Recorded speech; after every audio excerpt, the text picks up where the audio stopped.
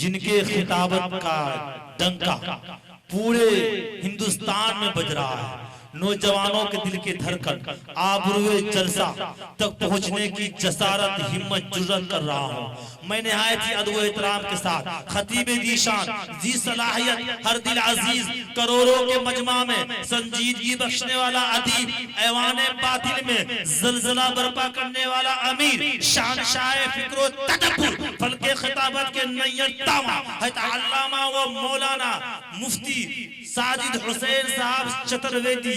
मैं निहायत ही अदब एहतराम के साथ मौलाना साजिद हुसैन साहब चतुर्वेदी से दरखास्त और गुजारिश कर रहा हूँ कि तशरीफ लाए और अपनी ईमानी, इरफानी, हक्कानी तकरीर से खाविदा कौम को बेदार करें। इस शेर के साथ हजरत का इस्तकबाल है कि साहबा खाना बदोशों के हवाले कर दे, साहबा खाना बदोशों के हवाले कर दे, ये गाना पेड़ परिंदों के हवाले कर दे, साहबा ये खाना बदोशों के हवाले कर दे, ये गाना पेड़ परिंदों के हवाले कर दे। अरे ठंडे मौसम में भी सर जाता है बासी खाना, बच गया है तो गरीबों के हवाले कर दे। अस्सलामु अलैकुम रहमतुल्लाहि व बरकातुहू। यहाँ के लोग बोलते नहीं है क्या? बोलते भी हैं यहाँ के लोग। अच्छा, मैं अपनी बात शुरू करता हूँ उससे पहले एक बात ये समझ ले कि एक पैगाम मैं आपको देना चाह रहा हूँ। बस मैं तकरीर आपके सामने नहीं करूँगा, एक पैगाम दे रहा हूँ, बस एक मैसेज देना चाह रहा हूँ, एक तोहफा देना चाह रहा हूँ। इसको लेकर के जाना है, या आप दिवाली का तोहफा समझ ले या छठ का तोहफा समझ कर लेके जाए। अगर दीन का तोहफा समझ करके लेकर के जाएंगे दुनिया आखिरत दोनों में कामयाब हो जाएगी। नहीं, नसीब एक पैगाम दे के जा रहा हूं पूरी इंसानियत को, स्टेज वाले से भी खिताब है। और शुक्रगुजार हूं मैं कैफ मीडिया वाले का, मुसलसल मैं देखता हूं खड़े हुए हैं। स्टेज वाले को चाय भी मिली, पता नहीं कैफ मीडिया वाले को चाय मिली कि नहीं मिली। बहुत इनका एक रोल है कि अवाम उलमा के बात को कैद करते हैं और वहां तक पहुंचाते हैं जहां तक हमारी अकल भी नहीं जाती, जहां तक हम पहुंच नहीं पाते वहां तक पहुंचा देते हैं। ये बहुत कमाल है इनका, और मैं खास करके अहले जलसा की तरफ से आपका मैं शुक्रिया अदा करता हूं। अल्हम्दुलिल्लाह अल्हम्दुलिल्लाह नहमदुहु व नस्तईनुहु व नस्तगफिरुहु व नुमिनु बिही व नतवक्कलु अलैहि व नऊज़ु बिल्लाहि मिन शुरूरि अनफुसिना व मिन सय्यिआति अमालिना। मन यहदिहिल्लाहु फला मुदिल्ल लहु व मन युद्लिलहु फला हादिय लहु व नशहदु अन ला इलाहा इल्लल्लाह वहदहु ला शरीका लहु व नशहदु अन्न मुहम्मदन अब्दुहु व रसूलुहु अरसलहु बिलहक़्क़ि बशीरन व नज़ीरा। अम्मा बअद, अऊज़ु बिल्लाहि मिनश शैतानिर रजीम। बिस्मिल्लाहिर रहमानिर रहीम।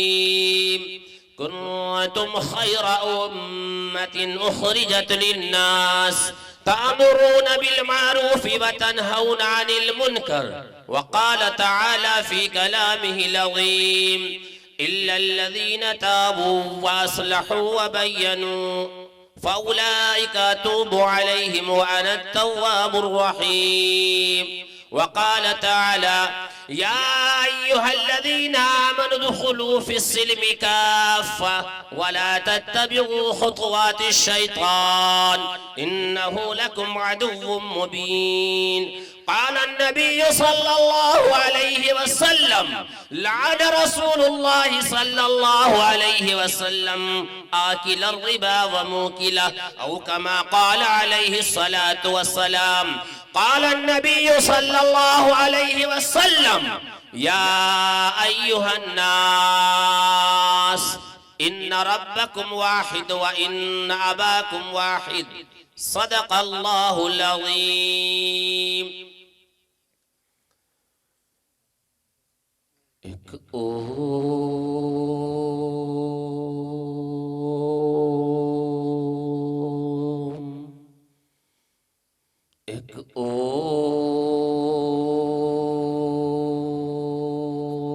का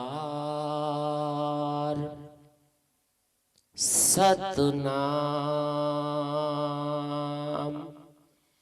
करता पुरख निर्वय निर्वाह अकाल मूरत अजूनि सैभं यो नः पिता जनेता यो विधाता धामानि वेद भुवनानि विश्वा यो देवानामनामधा एक एव तं संपरशनं भुवनायन्ति अनिया यह शास्त्राविधि मुत्सिरिज्य वर्तते कामकारतः न स सिद्धिमवाप्नोति न सुखं न परां गतिं तमेव शरणं गच्छ सर्वभावेन भारत तत्प्रसादात् परां शान्तिमस्थानं स्यासि शाश्वतम् अंधन तमः पिरवसन्ति असंभूते मुपासते ततो अभूव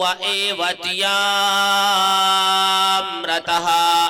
एकं बर्हमं दूत्ये नास्ति नहन नास्ति किंचन वेदाहमदं पुरुषं महात्मा वरन तमसः परस्तात् स एक एक विरदेक एव मामेकं शरणं वर्ज न तस्य प्रतिमा से यस्य नाम महद्दसः।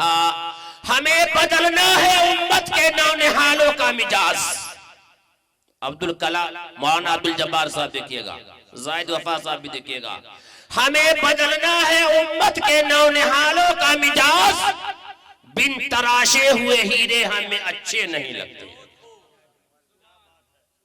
हमें बदलना है उम्मत के नौनिहालों का मिजाज।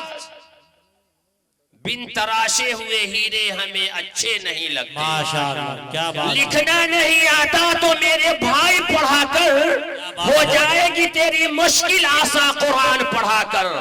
और पढ़ने के लिए अगर तुझे कुछ न मिले तो चेहरों पे लिखे दर्द के उन्वान पढ़ा कर। बात है। लाराई बा तेरी रूह को तस्कीर मिलेगी, लाराई बा तेरी रूह को तस्कीर मिलेगी। तू कुर्ब के लम्हात में कुरान पढ़ा कर और आ जाएगा इकबाल तुझे जीने का करीना। तू सरवरे कौनैन के फरमान पढ़ा कर। हमने किए गुनाह तो उसने न की पकड़, देखे हैं हमने हौसले परवरदिगार के। क्या बात है। मेरे मोहतरम मुअज़्ज़ज़ सदर जलसा, स्टेज पर जलवा अफरोज़ उलमाए किराम और खूबसूरत सामई निज़ाम, पर्दा नशी हमारी माँ और बहनें और इस मुल्क में रहने वाले हमारे सनातन धर्मी बिरादराने वतन भाइयों, अल्लाह पाक ने, उस ईश्वर ने कायनात में जितनी भी चीजें बनाई है वो इंसान के फायदे के लिए बनाई है। जितनी भी चीजें अल्लाह ने बनाई है, ईश्वर ने बनाई है, गॉड ने बनाई है, वो इंसान के फायदे के लिए बनाई है और इंसान इससे फायदा उठाता है। चाहे जहां भी चले जाए, हवा है, पानी है, मिट्टी है, मकान है, गाड़ी है, बंगला है, तमाम चीजें हैं, जानवरों है, नबातात है, दरख्त है, जितनी भी चीजें हैं, हर चीजों से इंसान फायदा उठाता है। और हम ये गौर कीजिए कि जब अल्लाह ने, उस ईश्वर ने इन तमाम चीजों को इंसान के फायदे के लिए बनाया है तो अल्लाह ने हमें क्यों दुनिया के अंदर बनाया है? कभी हमारा आपने गौर किया कि अल्लाह ने हमें दुनिया के अंदर क्यों बनाया? कोई बेफायदे कोई चीज मुझे नहीं देता, हर चीज में फायदा छुपा हुआ होता है। अल्लाह की बेशुमार नेमतें अल्लाह ने हमें अता फरमाई है और बिल्कुल मुफ्त दिया है। एक पैसा नहीं मांगा अल्लाह ने, कुछ मुतालबा अल्लाह ने नहीं किया, रब ने कोई मुतालबा नहीं किया। बिन मांगे अल्लाह ने पानी दे दिया, बिन मांगे अल्लाह पाक ने मकान दे दिया, बिन मांगे अल्लाह पाक ने आंखें बना दी, हाथें बना दी, जुबान दे दिया, पाँव दे दिया, सब कुछ दे दिया, दिमाग दे दिया, सब कुछ दिया, लेकिन अल्लाह ने बना करके दे दिया। अल्लाह ने कुछ मुतालबा नहीं किया। क्यों अल्लाह ने हमें बना करके भेजा? उम्मत मुस्लिमा के जियालो, तुम्हें गौर करना होगा, गौर करो अल्लाह ने क्यों भेजा।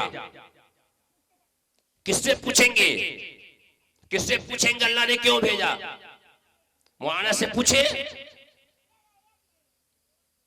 दुनिया की तमाम किताबों को एक तरफ, अल्लाह की मुकद्दस किताब, सच्ची किताब, बाबरकत किताब, जिसके अंदर शक करने की गुंजाइश नहीं है, अल्लाह की किताब से पूछते हैं। दुनिया के लोगों को छोड़ देते हैं, अल्लाह के किताब से पूछते हैं कि अल्लाह ने क्यों पैदा किया है, तो कुरान को खोलते हैं। अल्लाह कुरान में कहता है कुंतुम खैरा उम्मतिन उखरिजत लिन्नास,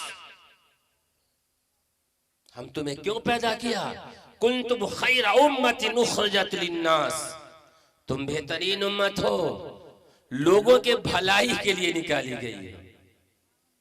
भलाई क्या है? गाली देना, प्यासों को पानी नहीं देना, यतीमों को धक्का मारना, इसी का नाम भलाई है ना भाई।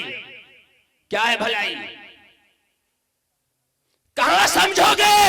ये भलाई कहां बताई जाएगी? ये मार्केटों में नहीं मिलेगा, ये कॉलेजों में नहीं बताई जाएगी, यूनिवर्सिटियों में नहीं बताई जाएगी, किसी इलाके में नहीं बताई जाएगी। अगर ये भलाई बताई जाएगी और ये भलाई की पहचान कराई जाएगी तो ये मदरसा है तेरा कोई मैं कदा नहीं साकी, ये मदरसा है तेरा कोई मैं कदा नहीं साकी, यहाँ के खाक से इंसान बनाए जाते हैं। ये भलाई वहां पता चलेगा। अब लेडर साहब का मैक बहुत जबरदस्त है लेकिन आवाज थोड़ा खींच रहा है, बस थोड़ा ठीक कर दीजिएगा खाली। बड़े हाल ये भलाई क्या है कि तुम बेहतरीन उम्मत हो, लोगों के भलाई के लिए निकाली गई हो, लोगों के साथ अच्छा बर्ताव करो, लोगों के साथ हमदर्दी करो, लोगों के साथ इत्तेहाद के साथ पेश आओ, लोगों के साथ मोहब्बत से पेश आओ। अल्लाह ने इसलिए इस दुनिया के अंदर इस उम्मत को ये तोहफा दिया है कि तुम इस काम को करोगे तो इसके बदले में मैंने तुम्हें ये तमाम चीजें तोहफा में दिया है। हर एक के साथ, हिंदू भाइयों के साथ, मुसलमानों के साथ, पड़ोसियों के साथ, बीवियों के साथ, बच्चों के साथ, पूरे समाज के साथ भलाई का काम करना है। भलाई में तीन बातें आती है। एक ये बता दूं, सबसे पहली भलाई क्या है कि अपने पैदा करने वाले ईश्वर की पहचान करा दी जाए, ईश्वर की पहचान करा दी जाए। ये सबसे बड़ी भलाई है कि अल्लाह की पहचान हो जाए, ईश्वर की पहचान हो जाए। चलिए हम सामने एक बात रखते हैं कि अल्लाह ने हमें जब इस भलाई के लिए पैदा किया है, अल्लाह की पहचान कराते हैं तो कैसे कराएंगे? हिंदू भाइयों को भी कराना है, मुसलमानों को भी कराना है, तो हिंदू को क्यों दावत दे, क्यों पहचान कराए? एक सवाल है ना भाई, वो हमारे दुश्मन है, वो हमारे गैर है, वो हमारे अपने नहीं है? ये सवाल आता है।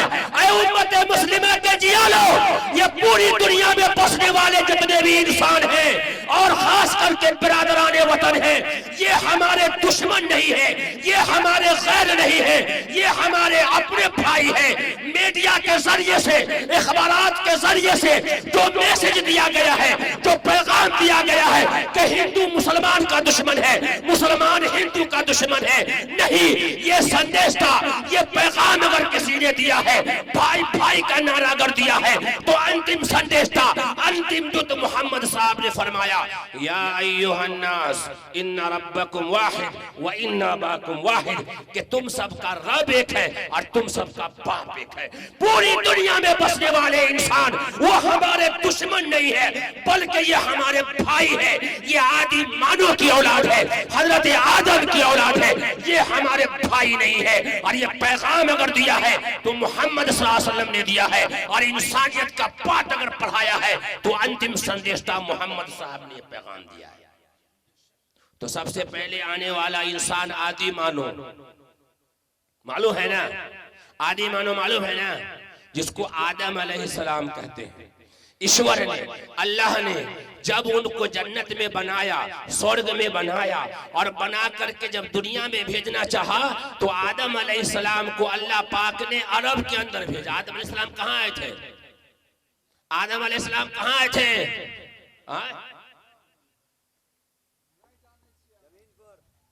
इसीलिए मैं कहा था जमीन पर आए थे, हम इसीलिए कह रहे थे कि जमीने पर आए थे।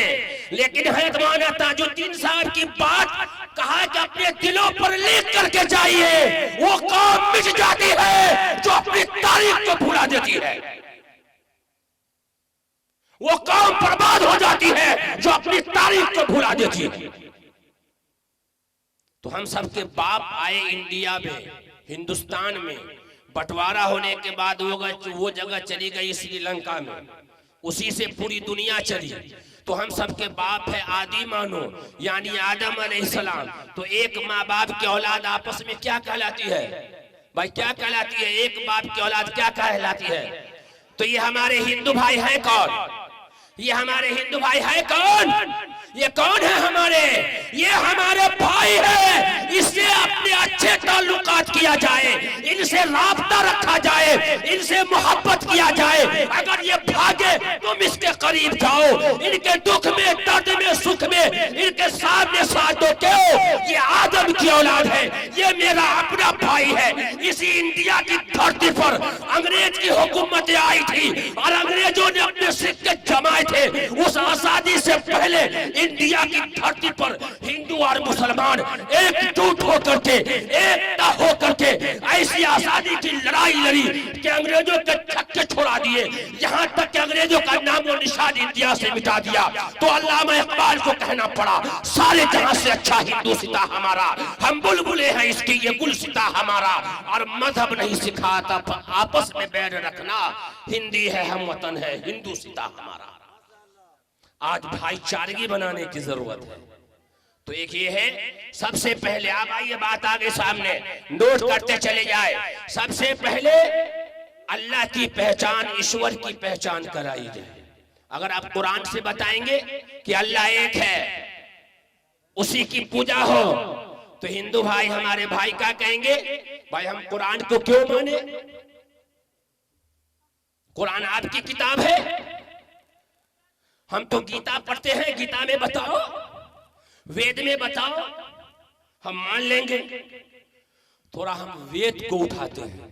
हमारे सनातन धर्मी भाई, हमारे हिंदू भाइयों की अंतिम पुस्तक कहते हैं, आदि ग्रंथ कहते हैं, उस ग्रंथ को उठाते हैं। उसके अंदर लिखा हुआ है, ऋग्वेद के मंडल नंबर 10, सूक्त नंबर 82, मंत्र नंबर 3, यो नः पिता जनेता यो विधाता धामानि वेद भुवनानि विश्वा यो देवानाम अनामधा एक एव तम संपरशनम भुवनायन्ति अनिया। जो सारे संसार का रचयिता है, जो सारे संसार का बनाने वाला है, जो सारे संसार का चलाने वाला है, वो केवल एक अकेला है, तने तन्हा है। यो नः पिता जनेता, न उसका पिता है, न माता है, न बेटा है, न बेटी है, कोई नहीं है। सारे संसार का बागडोर उसी एक ईश्वर के हाथ में है। आखिर में तमाम इंसानों को उसी एक के पास लौट करके जाना है और अपने किए हुए कर्मों का हिसाब देना है। क्या ये बातें कुरान में भी है? क्या ये बातें कुरान में भी है? हाँ, ये बातें कुरान में भी है। जब हम कुरान को खोलते हैं तो कुरान सूरह नंबर 112 आयत नंबर 1 से 4, बिस्मिल्लाहिर्रहमानिर्रहीम, कुल हुवल्लाहु अहद अल्लाहुस समद लम यलिद वलम यूलद वलम यकुल लहू कुफुवन अहद। कह दो वो अल्लाह एक है, अल्लाह अकेला है, अल्लाह तने तन्हा है। यहाँ अल्लाह को ईश्वर से कहा गया है, वहाँ गॉड से कहा गया है, क्योंकि वेद जो है वो संस्कृत जुबान में है, इसीलिए उस अल्लाह को रचयिता कहा गया है। यहाँ बताया गया है वो अल्लाह एक है, अल्लाह अकेला है, अल्लाह तने तन्हा है, वो न किसी से पैदा हुआ न उससे कोई पैदा हुआ। फर्क कितना है? वो संस्कृत में है, यहाँ ये अरबी में है। ये बातें बताएगा कौन? ये काम करेगा कौन? अब कोई नबी तो नहीं आएगा, अब कोई किताबें तो नहीं आएगी, अब कोई नई उम्मत तो नहीं आएगी। ये करेगा कौन? कौन करेगा भाई? भाई यहाँ के लोग, ये काम करेगा कौन? हाँ, खाइए आप, मकान बनाइए आप, अल्लाह की तमाम नेमतें लीजिए आप, ये करेगा पढ़ा लिखा, हर एक की जिम्मेदारी है कि अल्लाह के भटके हुए बंदों को अल्लाह की पहचान कराने की हर उम्मत मुस्लिमा की जिम्मेदारी है। जो कलमा पढ़ता है, ला इलाहा इल्लल्लाह मुहम्मदुर रसूलुल्लाह पढ़ता है, ये इसकी जिम्मेदारी है कि उम्मत के एक एक फर्द के पास जाकर के अल्लाह की पहचान कराइए। अल्लाह ने कुरान में कहा है तुम बेहतरीन उम्मत हो, लोगों के भलाई के लिए निकाली गई हो। हर एक जिम्मेदार है कि अल्लाह का पैगाम अल्लाह के बंदों तक पहुंचाने की जिम्मेदारी, हर एक को पहुंचाने की जिम्मेदारी। अब आइए वो अल्लाह है कैसा, थोड़ा वेद में देखते हैं अल्लाह कैसा है, हम सबका ईश्वर कैसा है। अल्लाह की पहचान बताता हूं, देखिए पैगाम दे रहा हूं मैं दावती गुफ्तगू आपके सामने कर रहा हूं। मैं अल्लाह की पहचान, वो अल्लाह कैसा है। कोई पूछ दे कि अल्लाह की पहचान बताओ, तो बताइए कौन है जो बता सकता है इसमें जो अल्लाह हमारा कैसा है। अल्लाह कैसा है, वो तो वही हाल हो गया जो उत्तर प्रदेश में एक आदमी अपनी बीवी को हार गया। बीवी को, सच्चा वाकया, एकदम टनाटन सच्चा वाकया। उत्तर प्रदेश में एक आदमी अपनी बीवी को हार गया। स्टेशन पर खड़ा हुआ था ट्रेन पकड़ने के लिए, पैंट शर्ट पहने हुए, और उसकी बीवी बुर्का पहने हुए उसका हाथ पकड़े हुई थी। एक हिंदू भाई बेचारा कलमा पढ़ने के लिए बेताब था कि कोई मुसलमान मिल जाए तो हम कलमा सुने, कलमा होता है कैसा। इतने में ट्रेन आ गई, ट्रेन में चढ़ गया चालू डब्बा में। वो बेचारा अपनी बीवी को लेकर के चढ़ा, बेचारा वो हमारे हिंदू भाई, सनातन धर्मी भाई, वो भी चढ़े। ट्रेन में बहुत जल्दी दोस्ती हो जाती है, देखिएगा। उसने पूछा तुम्हारा नाम क्या है, तो कहा साजिद। कहा कलमा याद है, तो बोले हमको कलमा उलमा याद नहीं है। तो कहा अपनी बीवी से पूछ लो। तो अपनी बीवी से पूछा है सीतामढ़ी वाले तुमको कलमा याद है, तो कहा कि हमको भी याद नहीं है। आगे आ गया दूसरा स्टेशन, जैसे उतरा वो भी उतरी, वो सनातन धर्मी भाई जो थे उसके बीवी का हाथ पकड़ लिया। कहा है तुम मेरी बीवी का हाथ पकड़ लिया, ऐसा गुस्सा मारेंगे दांत तोड़ देंगे एकदम। कहा खबरदार ये हमारी बीवी है। उसने कहा हमारी बीवी है।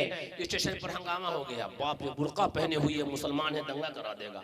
सब लोग कहा छोड़ दो ये मियां जी की बेटी है। कहा कि नहीं, अगर लिबास का नाम अगर मुसलमान है, टोपी कुर्ता का नाम अगर मुसलमान है, तो हम हाथ छोड़ने के लिए तैयार है। अगर ये मुसलमान है तो कलमा पढ़ करके सुना। आज उम्मत कहां खड़ी है, कहां बैठे हो, कहां खड़े हो, सोच लो मेरे भाइयों। तो मैं ये कह रहा था अल्लाह की पहचान कराइए। अल्लाह ने इसीलिए तमाम चीजें हमें दिया है। हमारा अल्लाह कैसा है, हमारा ईश्वर कैसा है। ईश्वर की 3 पहचान। नंबर 1, वो अजन्मा है, अजन्मा, वो पैदाइश से पाक है, वो पैदा नहीं हुआ, वो अजन्मा है, वो पैदा नहीं हुआ, न उससे कोई पैदा हुआ। नंबर 1 वो अजन्मा है, एक उससे उसका जन्म नहीं हुआ, न उससे कोई जन्म लिया, वो अजन्मा है। ईश्वर की एक पहचान। दूसरी पहचान, ईश्वर दिखाई नहीं देता, अल्लाह दिखाई नहीं देता। दुनिया का कोई भी व्यक्ति अल्लाह को नहीं देख सकता, ईश्वर को नहीं देख सकता। आदम अलैहिस्सलाम से लेकर के आखिरी नबी मोहम्मद सल्लल्लाहु अलैहि वसल्लम और क़यामत तक आने वाले इंसान इस रूह ज़मीन पर अल्लाह को नहीं देख सकता, ईश्वर को नहीं देख सकता। नंबर 2, ईश्वर दिखाई नहीं देता। ये बात कहाँ लिखा हुआ है, कहेगा मौलवी साहब हवा में बात करते हैं, ये बात कुरान से बताइए कि ईश्वर दिखाई नहीं देता। हाँ कुरान में तो है, वेद में भी है, कुरान में है। वखर्र मूसा सईक़ा, हजरत मूसा ने अल्लाह से कहा था अल्लाह मैं आपको देखना चाहता हूँ। अल्लाह ने कहा नहीं देख पाओगे। बहुत जब जिद किया तो आ जाओ पहाड़ पर। जैसे पहाड़ पर गए हैं अल्लाह की तजल्ली हुई है, हजरत मूसा बेहोश होकर गिर गए। कुरान ने नक्शा खींचा, वखर्र मूसा सईक़ा, ईश्वर दिखाई नहीं देता। 2 निशानी हो गई ना भाई। ईश्वर की कितनी पहचान हुई, कितनी हुई, ये भाई 3 उठाए हुए हैं। कितनी पहचान हुई ईश्वर की, 2 बताया। और तीसरा है ईश्वर अलख निरंजन है, यानी अमर है, उसको मौत नहीं आती। हर चीज को मौत आ जानी है, हर चीज को मौत का मजा चखना है, हर हर चीज को खत्म हो जाना है। ईश्वर हमेशा से है और हमेशा रहेगा। वो अलख निरंजन है, वो अमर है, उसको मौत नहीं आती, उसको नींद नहीं आती। अल्लाहु ला इलाहा इल्ला हुवल हय्युल क़य्यूम। ईश्वर की तीसरी पहचान ये है, वो अलख निरंजन है, यानी अमर है, उसको मौत नहीं आती। अब मोहम्मद साहब का जन्म हुआ कि नहीं हुआ? रे हमारे नबी का जन्म हुआ कि नहीं हुआ? वो दिखाई दिए कि नहीं दिखाई दिए? अल्लाह ने उनको उठाया कि नहीं उठाया? अगर कोई इंसान अगर उसको ईश्वर मान करके उसकी पूजा करे तो चलेगा? क्यों क्यों नहीं चलेगा? क्यों नहीं चलेगा? वो तीन निशानी उसके अंदर नहीं पाई जाती है, वो तीन क्वालिटी उसके अंदर नहीं पाई जाती है। इसलिए पूजा अजन्मा की होगी, वो अलख निरंजन की होगी, जो दिखाई नहीं देता। मोहम्मद साहब की पैदाइश हुई है, वो दिखाई दिए हैं, उनको मौत भी आ गई। अब आइए हिंदुस्तान में हमारे हिंदू भाई, सनातन धर्मी भाई श्री कृष्ण जी को ईश्वर मानते हैं, तो श्री कृष्ण जी का जन्म हुआ कि नहीं हुआ? अपने जमाने में दिखाई दिए कि नहीं दिखाई दिए? उनको मौत आई कि नहीं आई? मौत भी आ गई। अगर उसकी पूजा करे तो चलेगा? नहीं चलेगा। क्यों? श्री कृष्ण जी ने गीता में कहा है, गीता के अध्याय 16 श्लोक 23, या शास्त्रा विधि मुत्सिरी जिया वर्तते कामकारतः न सिद्धि मवापनोति न सुखम न पराम गतिम। हमारे हिंदू भाई भी गीता को नहीं पढ़ते और मुसलमान भी कुरान को नहीं पढ़ता। कुरान कब पढ़ते हैं? जब दादी मर जाए तब, नानी मर जाए तब, मियाँ बीवी में झगड़ा हो तब लाओ कुरान खाओ कसम, और किसी को जिन्नात भूत पकड़े तब लाओ कुरान भगाओ शैतान। अगर बाप न मरता हो तो मौलवी साहब को बोला पढ़े जल्दी मर जाए। कुरान कब पढ़ते हैं? बस यही टाइम। हमारे हिंदू भाई भी यही करते हैं, गीता रामायण को कोई नहीं धोते।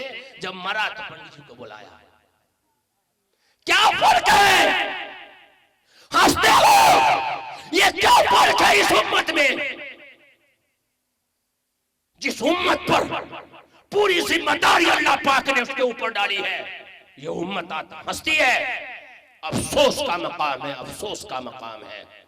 तो श्री कृष्ण जी ने गीता में कहा, गीता के अध्याय 16 श्लोक 23, यह शास्त्रा विधि मुत्सिरी जिया वर्तते कामकारतः न सिद्धि मवापनोति न सुखम न पराम गतिम। के जो व्यक्ति इस धरती पर शास्त्र प्रमाण को त्याग करके, शास्त्र वेदी को छोड़ करके, मनमाना आचरण कर करके अगर वो जिंदगी बिताता है, तो ऐसा व्यक्ति न इस दुनिया में सुख पाएगा, न सुखम न पराम गति, न प्राण निकलने के बाद सुख पाएगा।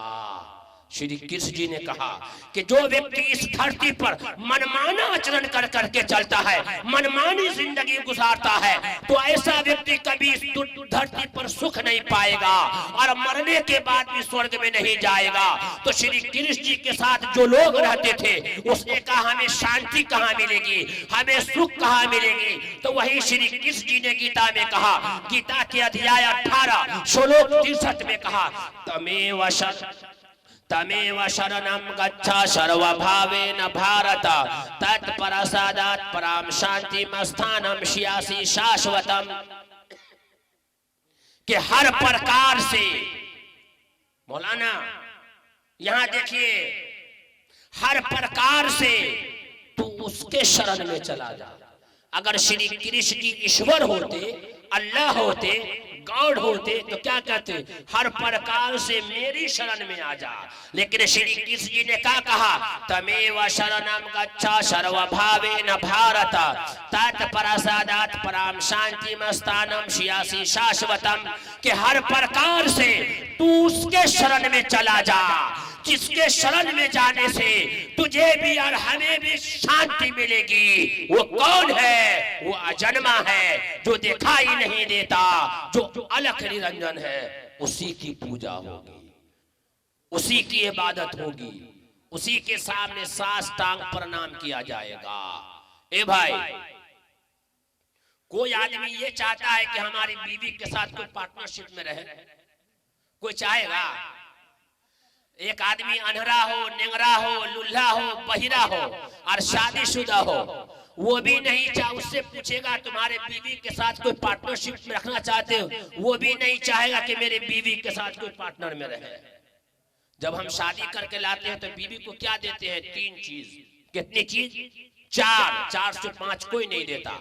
नंबर 1, शादी करके लाते हैं तो उसके बदन को ढकने के लिए कपड़ा, सर को छुपाने के लिए छत या छप्पर, पेट में भूख लगी तो आग, दिल लगी के लिए अच्छे अच्छे बोल। 5वां चीज क्या देते हैं? जब हम 4 चीज अपनी बीवी को देते हैं और पार्टनर हम गवारा नहीं कर सकते कि मेरी बीवी के साथ कोई पार्टनर में कैसे रहेगा, वो ईश्वर, वो अल्लाह, वो गॉड जो तमाम चीजें हमें दिया है, आंख अपनी जगह फिट कर दिया, हाथ अपनी जगह बना दिया, पांव अपनी जगह बना दिया, दिमाग अपनी जगह बना दिया, वो ईश्वर को कितना गुस्सा आता होगा जो हमको छोड़ करके किसी और की पूजा करता है, हमको छोड़ करके किसी और के सामने माथा टेकता है। हमने सब कुछ उसको दिया है और हम दे रहे हैं, उसको कितना गुस्सा आता होगा, वो कैसे बर्दाश्त करेगा? उसने हमें सब कुछ दिया है, उसी की पूजा होगी और उसी के सामने साष्टांग प्रणाम करना होगा, जिसके अंदर वो 3 चीज पाई जाती है। उसके अलावा किसी की पूजा होगी वो जहन्नम में गिरेगा, घोर अंधकार में गिरेगा। यजुर्वेद में कहा, अंधन तमः पिरावसन्ते असंभूते मोपासते ततो अभूव एवतियामृतः।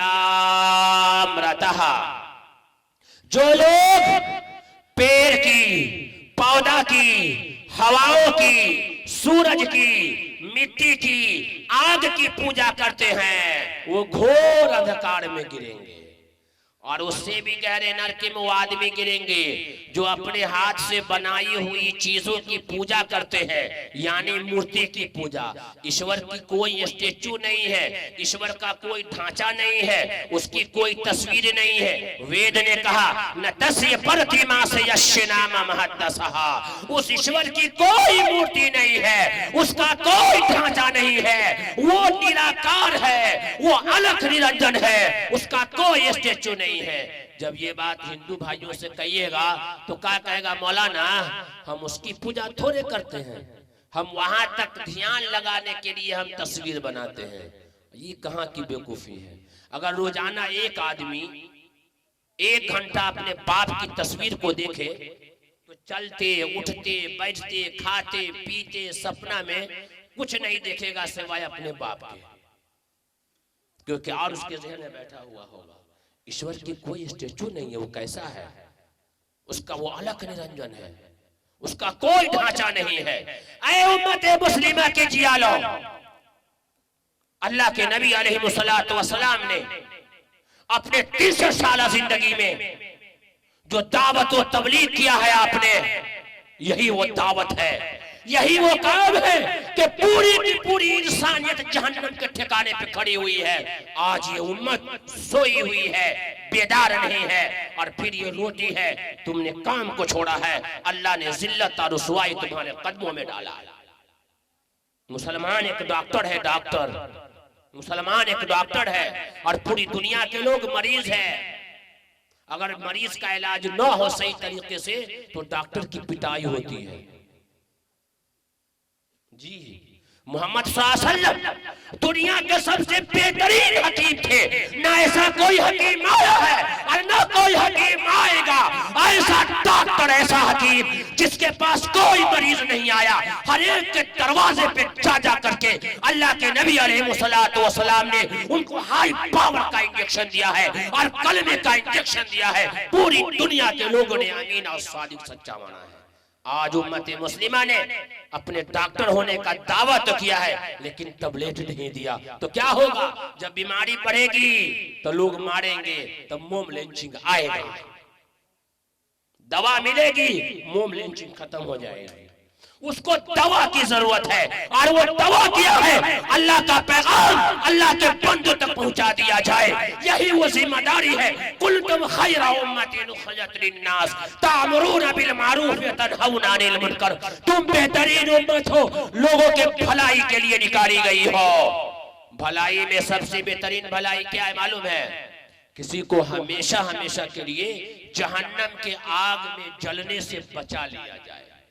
ये सबसे बड़ी भलाई ये है कि जहन्नम के आग में जलने से बचा लिया जाए।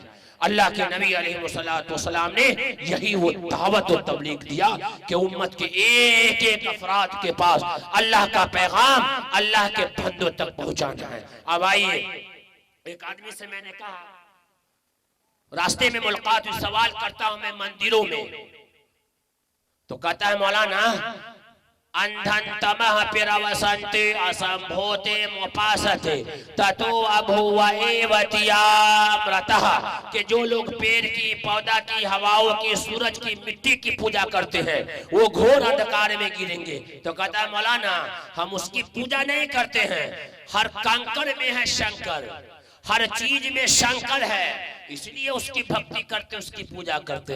हम कहा अच्छा हर चीज में है? तो बोले हाँ। हमने कहा अच्छा हमारे हाथ में क्या है भाई? इसको किसने बनाया? 100 आदमी बना लेगा, मुनीस साहब बना लेगा, इसका इंजीनियर बनाया होगा ना, इसका जो माइंड होगा वही बनाया होगा ना। ये क्या है मेरे हाथ में? इसको किसने बनाया? किसी इंसान ने बनाया जो इसका इंजीनियर होगा। बनाने वाले का जिस्म का कोई हिस्सा इसके अंदर है? हाथ, पांव, मुंह, जिस्म का कोई हिस्सा उसकी क्या है इसके अंदर? बनाने वाले का कैमरा नहीं, बनाने वाले का हुनर इसके अंदर है, उसकी कारीगरी इसके अंदर है। इसी तरीके से कायनात में ईश्वर ने जितनी भी चीज बनाई है उसके अंदर ईश्वर नहीं है, बल्कि उसकी कारीगरी उसके अंदर है, वो उसके अंदर नहीं है। इसलिए उसकी बनाने वाले की पूजा होगी, जिसको बनाया गया है उसकी पूजा नहीं होगी, क्योंकि वो बनाने वाला महान होता है और जो चीज बनाया गया है उसकी कीमत कम होती है और जो बनाता है वो महान होता है। तो बनाने वाला वो ईश्वर है, वो अल्लाह है, वो सबसे महान है। तो इस मोबाइल की पूजा नहीं होगी, इस बनाने वाले महान की पूजा होगी जिसने इसको अकल दिया है। तो हर चीज में ईश्वर नहीं है, उसकी कारीगरी उसके अंदर है, उसका हुनर उसके अंदर है, इसलिए पूजा उसकी नहीं होगी, उस अजन्मा की होगी, एक ईश्वर की होगी। और यही बात, यही काम, यही जिम्मेदारी अल्लाह पाक ने हम सब के ऊपर रखा है। आज हमने इसको छोड़ा है। अब आइए, हमारे हिंदू भाई कहते हैं कि मुसलमानों का धर्म अलग है और हमारा धर्म अलग है। नहीं, हमारा बाप एक है, हमारा ईश्वर एक है, हमारा मुल्क एक है, तो हमारा धर्म भी एक है, हमारा कलमा भी एक है। कहिएगा ये कलमा कैसा एक है? दोनों एक है। आदम अलैहिस्सलाम आदि मानो जो इस धरती पर आए थे तो क्या लेकर के आए थे? धर्म लेकर के आए थे। उस धर्म का नाम क्या था? संस्कृत में सनातन धर्म, और उसका एक नाम और था शाश्वत धर्म।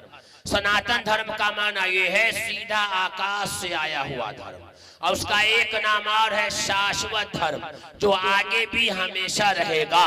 सनातन धर्म को और शाश्वत धर्म को अरबी में कहना चाहे तो आपको कहना पड़ेगा ज़ालिका दीनुल क़य्यिम वलाकिन्न अक्सरन्नास ला यअलमून। इस्लाम धर्म के भी कई नाम बताए गए हैं, जिसमें से एक है दीने क़य्यिम, यानी सबसे पुराना धर्म दीने क़य्यिम यानी इस्लाम है। हम सबका ईश्वर एक, हम सबका बाप एक, हम सबका धर्म एक, हम सबका मुल्क एक, तो हम दुश्मन हो ही नहीं सकते। तालीम की कमी की वजह से ये बात आई। हमारा कलमा भी एक है, जो कलमा वो पढ़ते हैं वही कलमा हम पढ़ते हैं। हम अरबी में पढ़ते हैं और वो संस्कृत में पढ़ते हैं। और मैं चैलेंज के साथ में कहता हूं, मैं चैलेंज के साथ में कहता हूं कि आरएसएस के सरबराह मोहन भागवत जी से मैं कहता हूं कि आप किताबों का मुताला कीजिए। कुछ दिन पहले आपने अखबार में दिया था कि इस्लाम हमलावरों के जरिए हिंदुस्तान में दाखिल हुआ है। नहीं, इस्लाम धर्म जो है ये विदेशी धर्म नहीं है, ये इंडियन धर्म है, ये इंडिया का धर्म है। सबसे पहले आने वाला इंसान आदि मानो इसी धरती पर आया था। वो जो धर्म लेकर गया आया है उस धर्म का नाम था सनातन धर्म और उसी का नाम था क़य्यिम धर्म। हम कहते हैं आरएसएस के सरबराह से कि आप धर्म ग्रंथों को पढ़िए, समझ में आएगा। इस्लाम अरब से आया हुआ नहीं है, ये इंडिया से आया है। आदम अलैहिस्सलाम कहाँ है? इंडिया में। तो मुसलमान थे ना, तो इस्लाम की शुरुआत कहां से हुई? अरब से या इंडिया से? इस्लाम मुकम्मल हुआ है अरब के अंदर जाकर के। इस्लाम मुकम्मल हुआ है मोहम्मद सल्लल्लाहु अलैहि वसल्लम पर अरब के अंदर। शुरुआत तो इंडिया से हुई है। तो ये अरब का मजहब नहीं है, ये विदेशी मजहब नहीं है, ये इंडियन मजहब है, इंडियन मजहब है। हम कोई विदेशी नहीं है, हम बाई चांस मुस्लिम नहीं है, बाई बर्थ मुस्लिम है। हाँ, और ये कहना होगा आपको, कोई माई का लाल हमें इंडिया से नहीं निकाल सकता, कोई एनआरसी देने की जरूरत नहीं है, कोई सर्टिफिकेट देने की जरूरत नहीं है। हम बाई बर्थ मुस्लिम है यहाँ के। हमने कुर्बानी दिया है हिंदुस्तान के लिए। हमने लाखों उलमा को जो है कुर्बानी के बाद हिंदुस्तान आजाद हुआ है। कोई भाई का लाल ये हिंदुस्तान से हमें भगा नहीं सकता। जितना हक तुम्हारा है उतना हक हमारा है। हमसे कोई आदमी ये हक छीन नहीं सकता। शर्त ये है मुसलमानों, एक अल्लाह के बंदे के नाते, एक कलमा गो के नाते, एक इस्लाम के नाते तुझे एकजुट होकर के तमाम मसलक को हटा करके, तमाम फिरकों को एक तरफ हटा करके, तुम्हें मसलक के बुनियाद को छोड़ करके कलमे के बुनियाद पर एक होकर के आवाज लगानी होगी। उम्मत मुस्लिमा होकर के आवाज लगानी होगी। ला इलाहा इल्लल्लाह के झंडे के नीचे आकर के आवाज लगाना होगा। तमाम मसलक एक हो जाएगी। अगर तुम एक हो जाओ तो बदल दोगे दुनिया का निजाम। यही वो मुसलमान कौम है जिसने दुनिया के निजाम को बदल दिया है। यही वो मुसलमान है जो रास्ते में शेर आया है तो शेरों के साथ मुकाबला किया है। यही वो मुसलमान है, 360 है, हजारों का लश्कर है, लेकिन जो है कामयाबी मिली है। खालिद बिन ज़ियाद है, सामने समुद्र है, रास्ता कोई नहीं है, अपनी कश्ती को समुद्र में डाल दिया है, घोड़े को समुद्र में दौड़ा दिया है। 10 तो 10 दरिया भी छोड़े हमने, पहले जुल्मात में दौड़ा दिए घोड़े हमने। ऐ मुसलमानों, अपने ईमान का मुहासबा करो। तेरा ईमान इतना कमजोर हो गया है जो किसी के आवाज पे दब जाते हो, बिल्ली और चूहे की आवाज पे तुम घर में भागते हो। तुम तो वो कौम है जो आंखों में आंखें डाल करके बात करने वाली कौम थी। ये डर गई क्यों? हमने दावत के काम को छोड़ा। इंसान में कमी है, कहीं ना कहीं हर एक में कमी है। बरसों से नमाज पढ़ रहे हैं, अल्हम्दुलिल्लाह याद नहीं, और शर्म के मारे दाढ़ी पक गई, लेकिन शर्म के मारे मौलाना से पूछते नहीं, मौलाना साहब क्या कहेगा? तेरा ये शर्म, तेरी ये शर्म तुझे जहन्नम में लेके चली जाएगी। ज़कात कितना निकलेगा, मनसेरा कितना निकलेगा, खाता चला जा रहा है, कुछ पता नहीं। कहते हम तो ठीक ठाक है, हमारे अंदर कोई कमी नहीं है। मौलवी साहब को देखा तो घर में घुस जाएगा, चंदा न काट दे। अपनी इस्लाह करो। तीसरा काम वबय्यनु, जो हक बात तुमको बताया गया है उसको बयान करो। क्या करो? क्या करो? बताओ ए भाई, क्या करो? बयान करो, बताओ।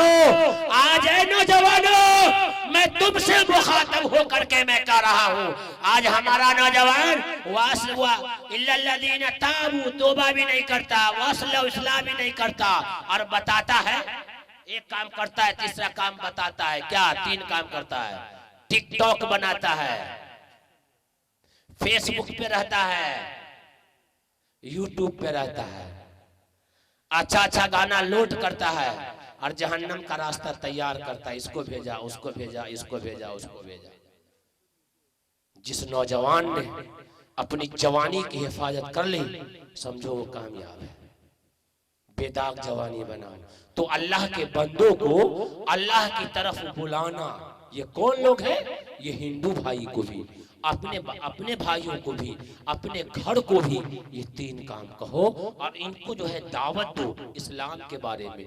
जो गलत फहमियां हैं उसको दूर किया जाए। तो कलमा भी हमारा एक है। कहाँ है? कहा कि आप देख लीजिए, हम कलमा पढ़ते हैं अरबी में और वो पढ़ते हैं संस्कृत में। उसका नाम है ब्रह्म सूत्र।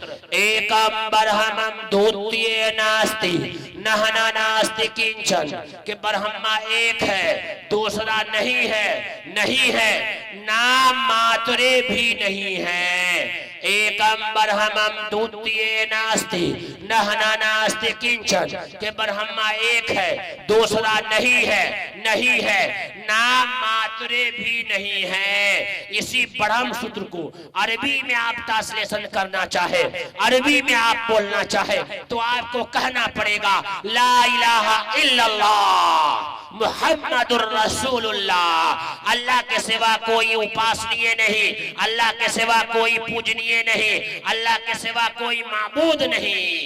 मुहम्मद सल्लल्लाहु अलैहि वसल्लम पूजनीय नहीं बल्कि ईश्वर के दूत हैं, यानी पैगाम पहुंचाने वाले हैं।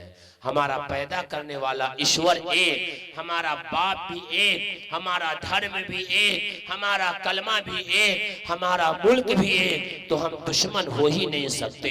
ये तो हमारे भाई है। फर्क इतना ये है कि ये रास्ता भूल चुकी है ये कौम, ये रास्ता से इनकी गाड़ी पटरी से हट चुकी है। इनको सिर्फ पटरी पे लाने की जरूरत है। अब ये लाएगा कौन, ये करेगा कौन? तो ये जिम्मेदारी अल्लाह पाक ने हर एक की जिम्मेदारी रखी है, हर एक की जिम्मेदारी, कलमा गो की जिम्मेदारी रखी है। वो सीखे और दोस्तों को सिखाए, दोस्तों के पास जाकर के कहे ये हम सब की जिम्मेदारी है। अगर हमने इस काम को नहीं किया, हमने इस काम को नहीं किया तो क्या होगा? बता दें भाई, बता दें। अगर हमने इस काम को नहीं किया तो क्या होगा? बता दें, बोलिए, बता दें। कलेजा है दिल में, दिल मजबूत है ना? बता दें। थोड़ा हाथ उठाइए, एक मर्तबा उठा लीजिए हाथ। अब सुनिए, दिल में जगह दीजिए। अगर हमने इस दावत के काम को नहीं किया तो क्या होगा? अल्लाह कुरान में कहता है ज़ुरिबत अलैहिमुज़ ज़िल्ला, हम तुम्हें जलील करेंगे, हम तुम्हें जलील करेंगे, हम तुम्हें रुसवा करेंगे। आज मुसलमान रुसवा नहीं हो रहा, पूरी दुनिया में देख लो, जहां सकते में वहां भी, जहां है वहां भी। क्यों? अल्लाह कहता है तुमने इस काम को छोड़ा, इसलिए हम जलील करेंगे। हमारी औलाद जब नाफरमान हो जाती है हम घर से निकाल लेते हैं। हम जब अल्लाह के नाफरमान हो जाते हैं, अल्लाह की नाफरमानी करने लगते हैं, तो अल्लाह भी हमें जलील करता है। कैसे? पहले डराता है, धमकाता है, कम से कम अभी भी तो तौबा कर ले, अभी भी तो मस्जिद में आ जा, अभी भी तो डर ला जा, अल्लाह का डर आ जाए। नहीं करोगे तो अल्लाह जलील कर देगा, अल्लाह रुसवा कर देगा, अल्लाह हटा देगा। अब कहिएगा मौलाना अल्लाह का दीन कयामत तक के लिए, जब मुसलमान सब मर जाएगा तो इस्लाम कहां से आएगा? कहा कि मुसलमानों की जिम्मेदारी अल्लाह ने नहीं लिया है, दीन की जिम्मेदारी अल्लाह पाक ने लिया है कि कयामत तक के लिए आने वाला जो दीन होगा वो दीन इस्लाम होगा। इन्ना दीन इंदल्लाहिल इस्लाम, वो इस्लाम कयामत तक के लिए आया है। कि अगर तुम तब्दील नहीं हुए, अगर तुमने इस काम को नहीं किया, तुमने अगर रुसवा जो है तौबा नहीं किया, अगर दावत के काम को नहीं किया, तो अल्लाह कुरान में कहता है मैं तेरा मोहताज नहीं हूँ, मैं बनाने में किसी का मोहताज नहीं हूँ, सारी दुनिया मेरी मोहताज है, मैं किसी का मोहताज नहीं हूँ, मैं किसी से काम ले लूंगा। अल्लाह कुरान में कहता है वयस्तब्दिल कौमन गैरकुम, हम दूसरी कौम को तब्दील करेंगे, यहाँ लाएंगे, तुमको हटाएंगे और दूसरी कौम को लाएंगे। कौन है वो कौम? हिंदुस्तान में आ चुकी है। हज़रत मौलाना मुफ्ती ताजुद्दीन साहब दामत बरकातुहुम, मौलाना अब्दुल गनी साहब, ये कौम हिंदुस्तान में आ चुकी है जो तब्दील होने वाली कौम है। पूरी दुनिया में हिंदुस्तान के अलावा कहीं नहीं है। वो कौम इंडिया में है जिसका नाम है आर्यन समाज, जो मूर्ति की पूजा नहीं करती है। उनकी मंदिरें होती है लेकिन पूजा नहीं करती है। वो एक ईश्वर को मानती है, एक अल्लाह के सामने साष्टांग प्रणाम करती है, वो कौम तब्दील होगी। उससे पहले कि अब जलील और रुसवा हो जाए, मुसलमानों अल्लाह के सामने गिड़गिड़ा करके तौबा करो, इस काम को उठाओ और इस काम को अल्लाह के बंदों को, अल्लाह की बंदों को अल्लाह की तरफ बुलाओ और अल्लाह की जो है अल्लाह के कुरान को भी अल्लाह के बंदों तक पहुंचाओ। आज मुसलमानों ने कुरान को अपनी किताब समझा, मेरी किताब, और हिंदू भाई भी कहते हैं मुसलमान की किताब है, इसको जला दो। अब मुसलमान कहता है ये हमारी किताब। बाप, मुसलमानों ने जितना कुरान के साथ नाइंसाफी किया है किसी और कौम में नहीं किया है। बेटी की शादी में मखमल के डब्बा में जैसे पैक करके दिया था, आज भी अलमारी में पैक है वैसा ही जो मखमल के डब्बा में। कुरान पुराना हो गया तो मस्जिद में भेज दो, उससे पुराना हो गया तो कब्रिस्तान में दफन कर दो। कुरान किसी के पास की किताब नहीं है, ये ईश्वर की आखिरी किताब है, आखिरी ग्रंथ है, आखिरी किताब है। अल्लाह पाक ने कुरान में कहा हुदल लिन्नास, हमने तमाम इंसानों के लिए कुरान को नाज़िल किया है। कुरान को पढ़िए, न तस्य प्रतिमा से यशनामा मुहद्दसा, उसी ने, उस ईश्वर ने इस कुरान को भेजा है। वो पूरी इंसानियत के लिए रास्ता बताती है, स्वर्ग का रास्ता बताती है, जहन्नम के रास्ते से हटाती है, अंधेरों से निकाल करके रोशनी की तरफ लाती है। ये किताब आई किस पर? कुरान का चमत्कार बताता हूं। अभी 3 आदमी ईमान कबूल किया, 3 आदमी कुरान के चमत्कार पर, कुरान पर बता दे आपको, फिर वेद और श्लोक मंत्र में सुना देता हूं आपको। कुरान का चमत्कार, पहला चमत्कार सुनिएगा, कुरान पढ़िए तर्जुमे से तब समझ में आएगा। समझ लिए कुरान का पहला चमत्कार ये क्या है? फिंगर, अंगूठा। बगैर आधार कार्ड के कुछ नहीं होता आपका। बैंकों में जाइए तो अंगूठा लगाइए। सरकार कहती है फिंगर किसी का किसी से मिलता नहीं, कोई पैसा नहीं निकाल सकता जब तक के फिंगर ना दीजिए। ये सरकार कहती है हर एक का फिंगर हर एक से नहीं मिलता। हम पूरी दुनिया की इंसानियत से मैं कहना चाहता हूँ, ये बातें साढ़े 1400 साल पहले मोहम्मद सल्लल्लाहु अलैहि वसल्लम पर जो कुरान नाजिल हुआ है, उस कुरान में ईश्वर ने बताया है। एक आदमी ने कहा ऐसा हो ही नहीं सकता, ये तो साइंस ने बताया है कि फिंगर जो एक दूसरे का नहीं मिलता। मैंने कहा 7वीं सदी में जो है साइंस आया है और कुरान साढ़े 1400 साल से ज्यादा हुआ। उस कुरान में अल्लाह पाक ने बताया, कहा वो कैसे? मैंने कहा देख लो कुरान खोल करके, कुरान में अल्लाह पाक ने कहा है आया सबुल इंसानु अल्लन नजमा इज़ामा बला कादिरीन अला अन नुसव्विया बनाना, कि हमने इंसान के जिस्म के एक एक पोर को अलग अलग बनाया है जो किसी से किसी का मिलता भी नहीं है। आज साइंस कहती है अंगूठा फिंगर, तो ये नहीं, साइंस बाद में है, कुरान पहले है। ये कुरान का चमत्कार है। जब ये बात मैंने कही सीधे कलमा पढ़ लिया। दूसरा चमत्कार बता दूं आप लोगों को। दूसरा कुरान का चमत्कार, समुद्र में दीवार। साइंस ने तलाश किया कि दुनिया में एक ऐसा समुंदर है जिसके अंदर दीवार है और दोनों में जो है खारा पानी, एक में मीठा पानी है और एक में खारा पानी है, और समुंदर है वो, एक दूसरे का पानी दूसरे में नहीं मिलता। साइंस कहती है, यूट्यूब पर देखिए मार करके, वो देख देगा। लेकिन कुरान में अल्लाह पाक ने सूरह रहमान में आज से साढ़े 1400 साल पहले कहा मरजल बहरैन यल्तक़ियान बैनहुमा बरज़खुन ला यबग़ियान। हमने ऐसे समुंदर बनाए हैं जिसके अंदर मीठा पानी भी है और खारा पानी भी है, लेकिन एक दूसरे से मिलता नहीं हो। तो ये किसका चमत्कार है, कुरान का या साइंस का? कुरान का चमत्कार है। मुसलमानों, ये कुरान ऐसी मुकद्दस किताब और हथियार तुम्हें दिया गया है। आज हमने कुरान को छोड़ा है। इस कुरान को वहां तक पहुंचाया जाए। ये कुरान वहां तक जब देंगे, उनके घरों तक हम कुरान को पहुंचाए। अल्लाह के बंदों को अल्लाह की किताब को वहां तक पहुंचाया जाए। अल्लाह पाक कुरान में कहता है, सूरह नंबर 2 आयत नंबर 120, अल्लज़ीना आतैनाहुमुल किताब यतलूनहु हक़्क़ तिलावती। अगर सही मानो में इसको कुरान दिया जाता तो ये हक बात मान लेते। आज कुरान भी वहां तक पहुंचाया जाए। तो ये दो बात, एक अल्लाह की पहचान और एक दावत का काम करे। अब तीसरी बात आपके सामने मैं कर दूं सीधे सीधे। आपने दीवार पर देखा होगा, स्कूल में देखा होगा, ट्रक पर लिखा हुआ देखा होगा, बेटी बेटी।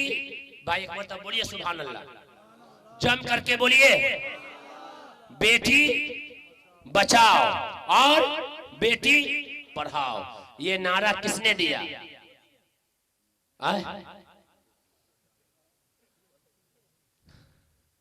आहा मुसलमानों, मूड में जब आ जाता हूं मैं, कभी कभी ऑपरेशन करता हूं मैं, कभी कभी।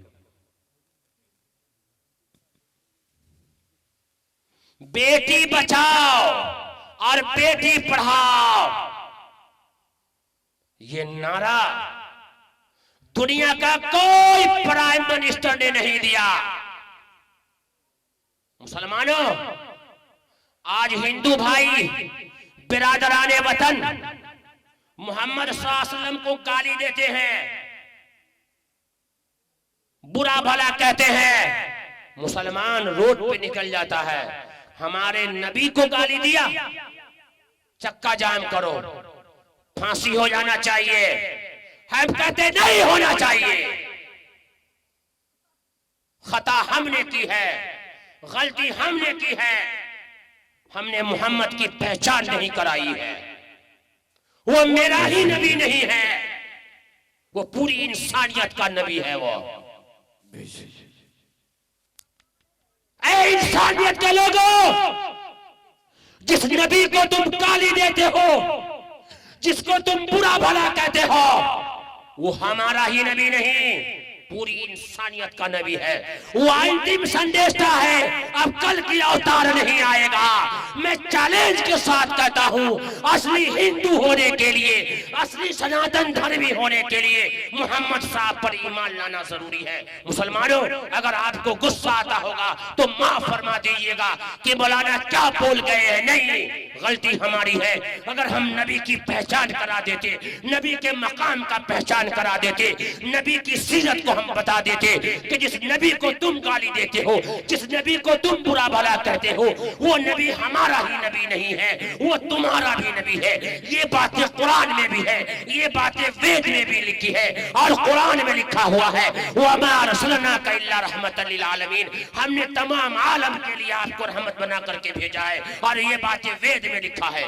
वेदा अहमदम पुरुषम महात्मा वरना तमसह परस्तात। वेदा अहमदम पुरुषम महात्मा वरना तमसह परस्तात। जी, बेटी बचाओ बेटी पढ़ाओ का नारा देने वाला अगर दुनिया का कोई अगर इंसान है तो आमना का दुर्रे यतीम, अंतिम संदेशता, अंतिम अवतार, आखिरी नबी जनाब मुहम्मदुर रसूलुल्लाह सल्लल्लाहु अलैहि वसल्लम ने यह पहला नारा दिया था, बेटी बचाओ और बेटी पढ़ाओ। हम साबित करते हैं वेद और कुरान से। तारीख भुला दिया आप लोगों ने, प्राइम मिनिस्टर ने दिया नहीं, हमारे नबी, हम सबके नबी ने यह नारा दिया है। अंतिम संदेशता, अंतिम ऋषि, आखिरी नबी जिसके बारे में वेद में आया है, वो अरब का रहने वाला होगा, वो रेगिस्तान का रहने वाला होगा, वो जस्ता नहीं रखेगा, वो शाकाहारी मांसाहारी दोनों खाएगा, वो ऊंची आवाज से भाषण करेगा, यतीमों का सहारा होगा, बेवाओं का सहारा होगा, हर एक के साथ भलाई करेगा, हर एक के साथ नरमी करेगा, हर एक के साथ भाईचारगी पेश करेगा। उसी का नाम होगा नरासंस, और उसी का नाम होगा मोहम्मद, और उसी का नाम होगा अहमद। ये तीनों नाम वेद में है, वेद में, और दोनों नाम कुरान में है। मोहम्मद सल्लल्लाहु अलैहि वसल्लम का कितना नाम? रे मोहम्मद सल्लल्लाहु अलैहि वसल्लम का कितना नाम बोलिए ना? 99। इसलिए मौलाना ने कहा लंदन में पढ़िए, हाँ, और जो है ना रोटी और ओल का अचार खाइए। हाँ, इंग्लिश से हमको एलर्जी नहीं है, अच्छी तालीम है, दुनिया की इंटरनेशनल जुबान है। इतना सीखिए कि आप कहीं मार न खाइए। लेकिन ऐसी पढ़ाई जो बैल को लाइए, बैल को बड़का बैल को और रोड पे खड़ा कर दीजिए और एक लाठी मारिए, वो बैल दौड़ता हुआ पेशाब करेगा ना तो डब्लू ले लिखाएगा, बड़का डब्लू ले लिखा चला जाएगा। मोहम्मद सल्लल्लाहु अलैहि वसल्लम का 99 नाम, मोहम्मद सल्लल्लाहु अलैहि वसल्लम का 2 नाम, और दोनों कुरान में है और दोनों वेद में है। कुरान में एक जगह आया है मुहम्मदुर रसूलुल्लाह, एक जगह आया है वमा मुहम्मदुन इल्ला रसूल, और एक जगह 28वां पारा सूरह सफ में आया है बाद इस्मुहु अहमद, 2 नाम। आइए दोनों नाम वेद के अंदर है। वेदा अहमदम पुरुषम महात्मा वरना तमसह परस्तात। पूरी दुनिया के इंसान जैसे मैं कहना चाहता हूँ कि बेटी बचाओ बेटी पढ़ाओ का नारा अगर किसी ने दिया है और बेटी को सम्मान दिया है, बाप को अगर सम्मान दिया है, भाई को भाई का मकाम दिया है, बाप को बाप का मकाम दिया है, तो अंतिम संदेश था, अंतिम निशु आखिरी नबी, अंतिम अवतार मोहम्मद सल्लल्लाहु अलैहि वसल्लम ने दिया है। दुनिया में मोहम्मद सल्लल्लाहु अलैहि वसल्लम के नहीं आने से पहले लोग अपनी बेटी को जिंदा दरगुजर कर दिया करते थे। माओ के साथ माओ का मकाम नहीं दिया था, बाप को बाप का मकाम नहीं दिया था। जिसके घर में बेटी पैदा होती थी लोग अपने आप को मनहूस समझते थे, मैं किसी का दामाद बनूंगा, मैं किसी का ससुर बनूंगा, मेरे घर में मनहूस आ गई है। अपनी जिंदा बेटी को लोग दफन कर दिया करते थे। तारीख शाहिद है उम्मत मुस्लिमा के जयालो, 3 साल की बच्ची है, एक बाप अपनी बच्ची को लेता है और एक हाथ में बच्ची को लेता है, दूसरी हाथ में कांधे पे कुदारी लेता है और बेटी को साथ में लेता है और जंगल के रास्ते पर लेकर के जाता है। अपनी 3 साल की बेटी अपने बाप से बात करती है, ऐ अब्बू मुझे कहाँ लेकर के जा रहे हैं? आप मुझे मेला में लेकर के जा रहे हैं, मुझे अच्छा अच्छा खिलौना खरीद देंगे। बाप कहता है हाँ बेटी मैं ऐसा खिलौना खरीद दूंगा, मैं ऐसे मेले में लेकर के जाऊंगा, तुझे कभी वापस नहीं लेकर के आऊंगा। बेटी 3 साल की बाप से बात करती है, वो जिंदा दिल बाप, मुर्दा सिफत इंसान बाप अपनी बेटी को जंगल में लेकर के जाता है, बेटी को बैठा देता है और वहां पर अपनी कुदारी से अपने सामने बेटी के सामने एक कमर भर खद्दा खनता है, कुआं के जैसा खनता है। बेटी अपने बाप से कहती है ऐ बाप इस जंगल में इंसान का नामो निशान नहीं है, पानी का नामो निशान नहीं है, इस जंगल में आप लेकर के आए हैं, यहाँ कोई खिलौना खेलने वाला नहीं है, कोई खिलौना बेचने वाला नहीं है। लेकिन ये बाप अपने बाप जो है अपनी बेटी की एक बात को नहीं सुनता, यहाँ तक के कमर पर खद्दा खन देता, अपने जिंदा बेटी को 3 साल बेटी को उस गड्ढे में डाल देता। बेटी अपने बाप से जिंदगी की भीख मांगती थी, ऐ अब्बू मेरा क्या कसूर है, मेरा क्या पाप है, हमने कौन सा पाप किया है, हमने कौन सा जुर्म किया है जिसकी सजा मुझे मिली है। वो मांगती रहती है, अपनी जिंदगी को मांगती है, जिंदगी की भीख मांगती है। वो जालिम बाप अपनी बेटी की नहीं सुनता और जिंदा बेटी के बदन पर सामने मिट्टी को डाल देता है। गांव में आता है, फकर से कहता है मैं अपनी बेटी को जिंदा कर दिया है। अल्लाह को राम आया, अल्लाह की जो है राम आया, कहा कि आप किसी पे अन्याय नहीं होगा। ऐसे दौर में, जलालत के दौर में अल्लाह पाक ने आमना के दुर्रे यतीम को मक्का के शहर में पैदा किया। जब मोहम्मद सल्लल्लाहु अलैहि वसल्लम दुनिया में आए, जब आँख खोलते हैं तो सबसे पहले आप कहते हैं कि आज के बाद कोई भी अपनी बेटी को नहीं मारेगा। बेटी को बेटी का सम्मान दे दिया, बाप को बाप का सम्मान दे दिया, माँ को माँ का सम्मान दे दिया और ये कह दिया मेरी माँ तेरा आंचल हरे काजल से अच्छा है, लगा दे तू जो काजल हरे काजल से अच्छा है। तो दुनिया का कोई प्राइम मिनिस्टर ने बेटी बचाओ बेटी पढ़ाओ का नारा नहीं दिया। ये नारा अगर किसी ने दिया है तो हम सब के नबी, हम सब के आका, पूरी इंसानियत के नबी मोहम्मद सल्लल्लाहु अलैहि वसल्लम अंतिम संदेश ने ये नारा दिया। माशाअल्लाह, बहुत खूब, बहुत वेदा अहमदम पुरुष महात्मा वरना तमसह परस्तात। अहमद ईश्वर का ज्ञान रखने वाला, ईश्वर का इल्म रखने वाला, ईश्वर को सबसे ज्यादा जानने वाला सबसे महान पुरुष इंसान है, सबसे महान इंसान है, सबसे शक्तिशाली इंसान है, महान पुरुष है। वेदा अहमदम पुरुषम महात्मा वरना तमसहा परस्तार। रोशन सूरज की तरह अंधेरों को खत्म करने वाले हैं, रोशन सूरज की तरह अंधेरों को खत्म करने वाले हैं। नबी के नहीं आने से पहले पूरी दुनिया में गुमराहियत थी। लोग बुतों की पूजा करते थे, एक खुदा को छोड़ करके कई खुदाओं की पूजा करते थे। ऐसे अंधेरे में आमना का दुर्रे यतीम आया जो अंधेरों को खत्म करने के लिए आया था। किसी शायर ने कहा था वो बिजली का करका था या सौतेहादी अरब की जमीन जिसने सारी हिला दी। वेदाहमदम पुरुषम महात्मा वरना तमसहा परस्तात। के अहमद ईश्वर का ज्ञान रखने वाला, ईश्वर का इल्म रखने वाला, ईश्वर को सबसे ज्यादा जानने वाला, ईश्वर से सबसे ज्यादा डरने वाला, ईश्वर के सामने सबसे ज्यादा रोने वाला महान पुरुष इंसान है। रोशन सूरज की तरह अंधेरों को खत्म करने वाले हैं। उपासक को उस पर आस्था लाए बगैर निजात नहीं मिल सकता। निजात मार्ग का एक ही रास्ता है। असली हिंदू होने के लिए मोहम्मद साहब पर ईमान लाना जरूरी है। ये हम नहीं कहते हैं, हमारे सनातन धर्मी भाइयों की वेद के अंदर ये बातें कही गई है, जिसका एक नाम नराशंस भी है, जिसका एक माना होता है नराशंस का, मोहम्मद भी होता है। वही वो आदमी है जिसका तारुफ हमें आपको कराने की जिम्मेदारी है। आज पूरी दुनिया के इंसानियत से मैं कहता हूं, इस्लाम किस तलवार से फैला? आओ मैं बताता हूं इस्लाम किस तलवार से फैला है। इस्लाम इखलाक से फैला है। किसी तलवार की जरूरत नहीं पड़ी।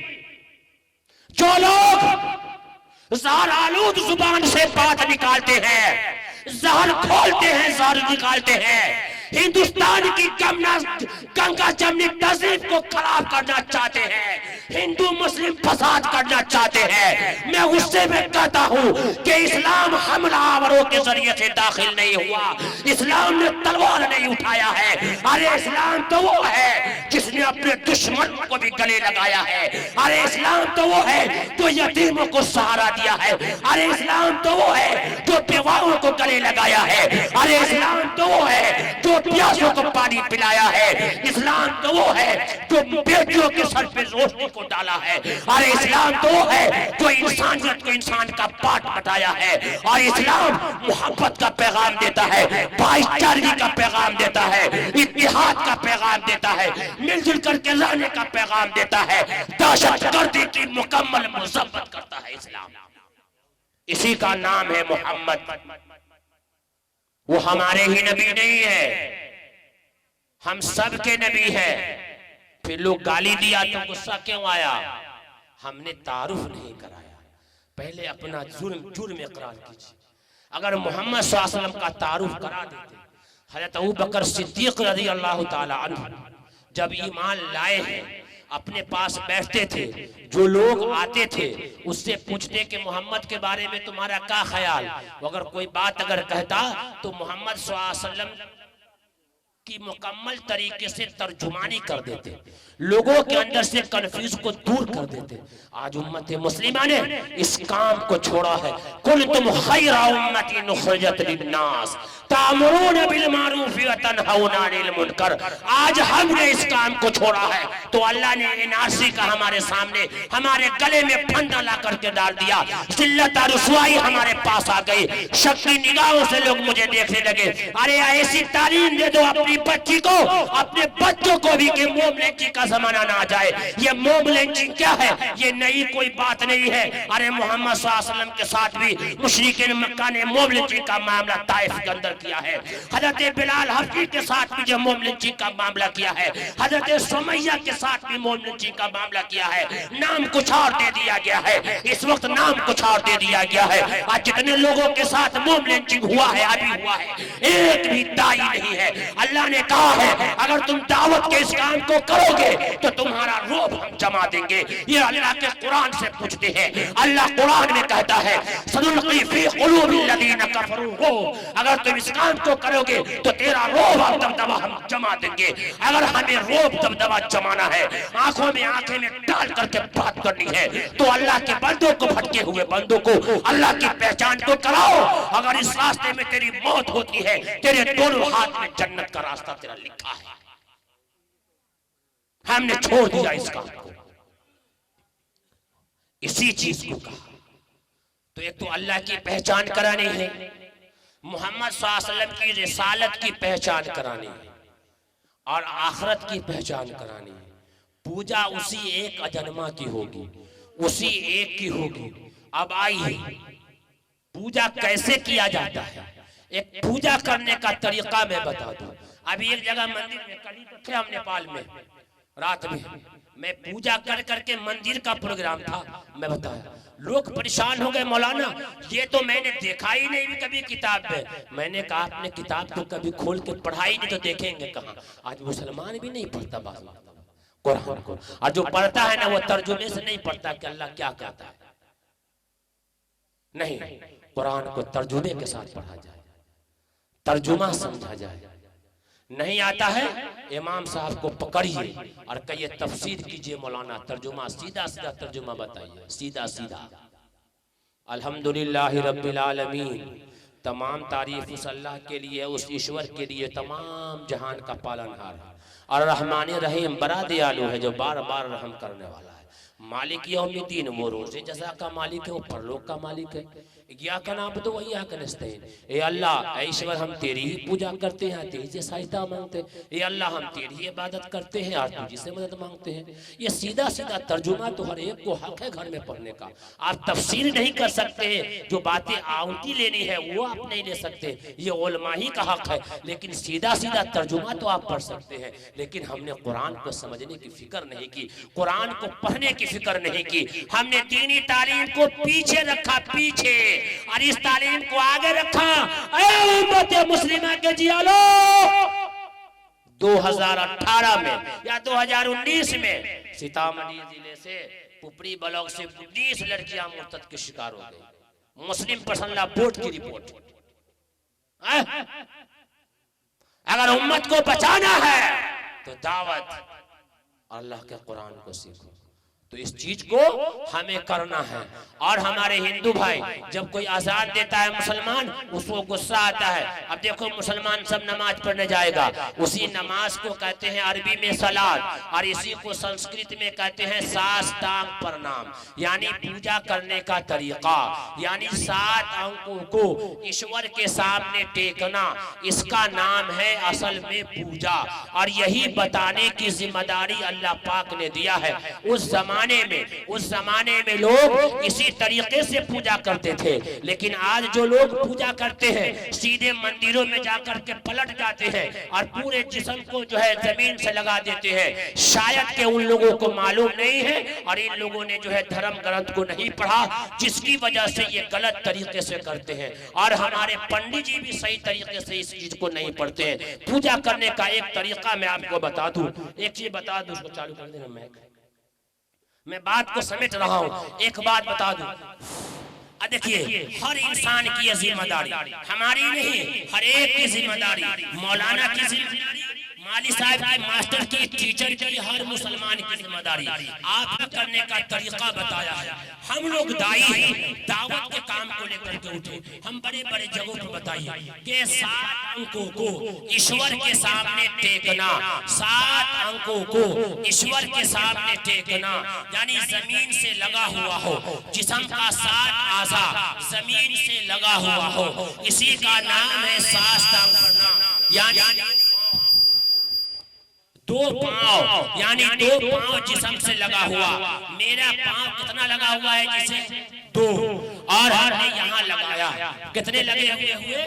दो दो चार। जिस्म के चार हिस्से हमारे जमीन में लग गए। ये वेद के अंदर भी है और ये कुरान में भी है। इसी का नाम है साष्टांग प्रणाम, ईश्वर के सामने करना। दो हाथ मैंने जमीन पर, पेशानी हमने यहाँ रख दी, कितने हो गए? सुभान रब्बियल आला, सुभान रब्बियल आला, सुभान रब्बियल आला। पूजा करने का तरीका जो वेद के अंदर लिखा हुआ है, जो कुरान के अंदर लिखा हुआ है, लेकिन ये बात करेगा कौन? ये जिम्मेदारी बताएगा कौन?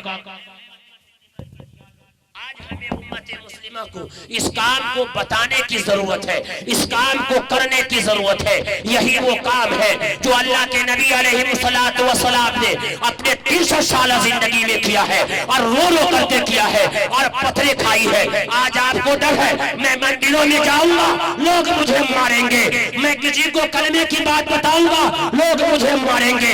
ऐ उम्मत मुस्लिमा के जियालो, जिसके तूफैल में अल्लाह ने कायनात को जगमगाया है, जिसके तूफैल में अल्लाह ने दुनिया के निजाम को चलाया है, वो आमना का दुर्र यतीम है। तमाम नबियों में सबसे ज्यादा अल्लाह ने किसी नबी से अगर मोहब्बत किया है तो अल्लाह के नबी सल्लल्लाहु अलैहि वसल्लम से अपने हबीब से किया है। आमना का दुर्र यतीम है। इस दावत को लेकर के मक्का से निकले हैं, ताइफ में गए हैं। ताइफ वालों ने फूल का माला नहीं पहनाया है, ताइफ वालों ने बिरयानी नहीं खिलाई है, ताइफ वालों ने पत्थरों का माला पहनाया है।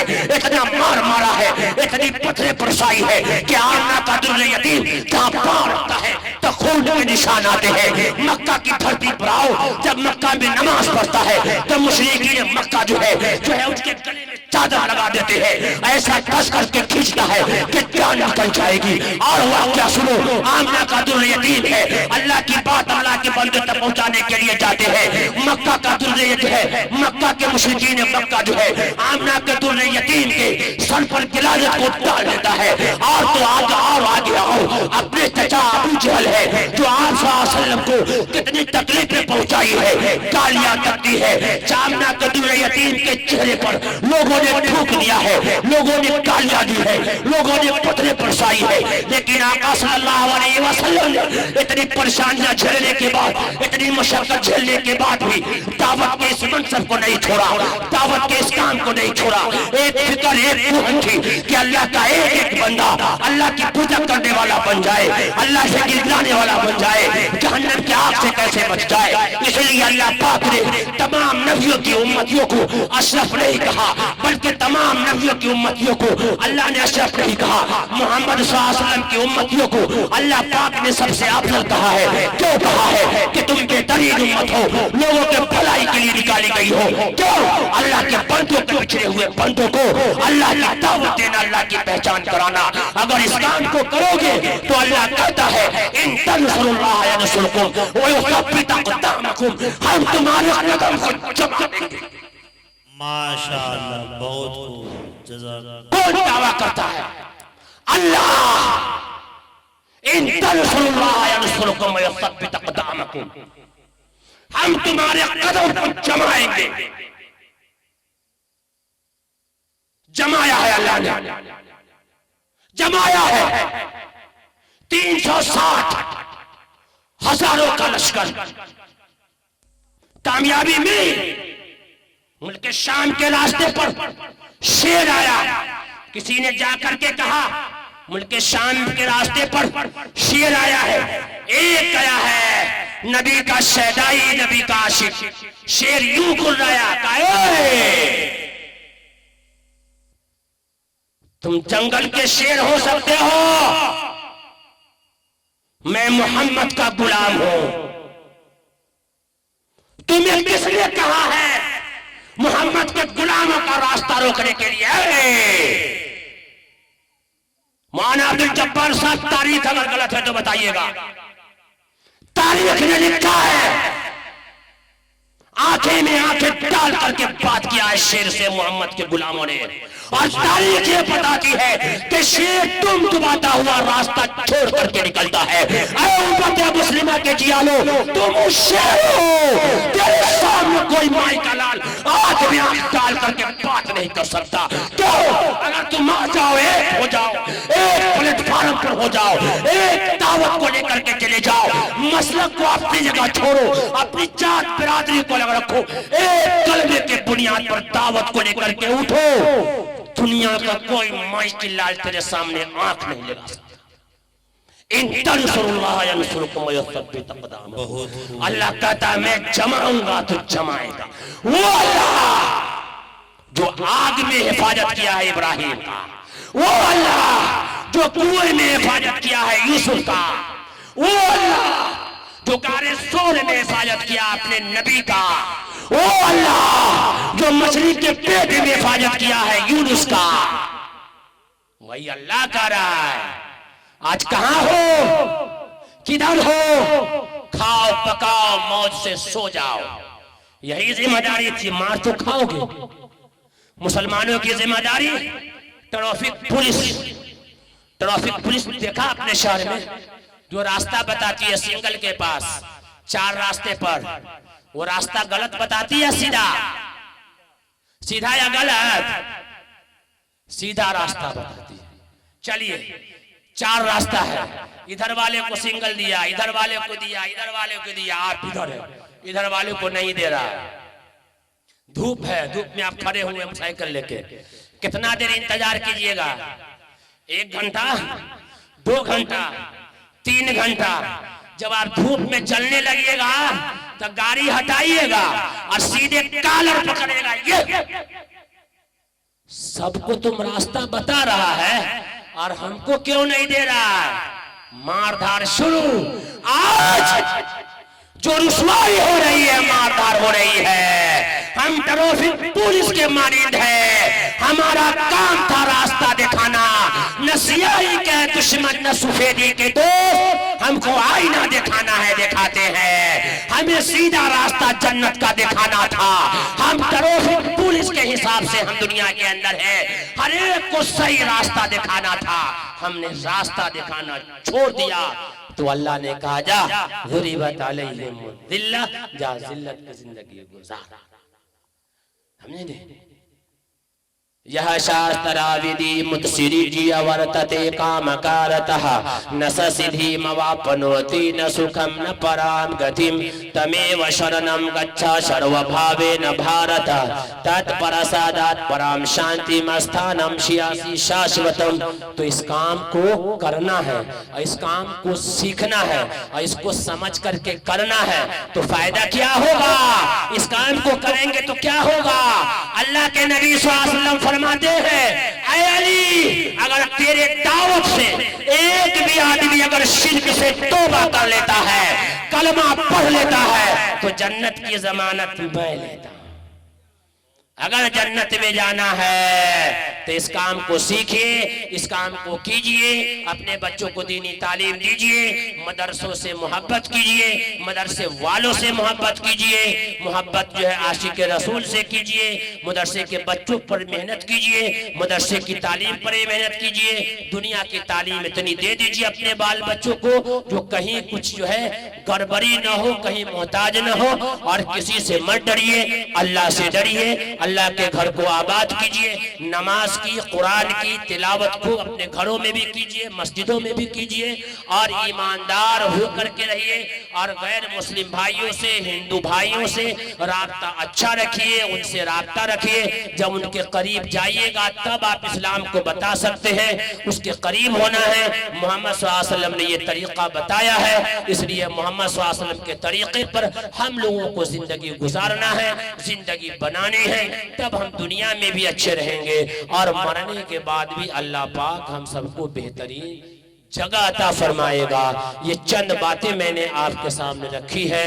इस बात में अगर कहीं आपको कुछ कड़वापन लगा हो या आपके दिल को ठेस पहुंचा हो तो उसके लिए मैं माजरत चाह रहा हूं।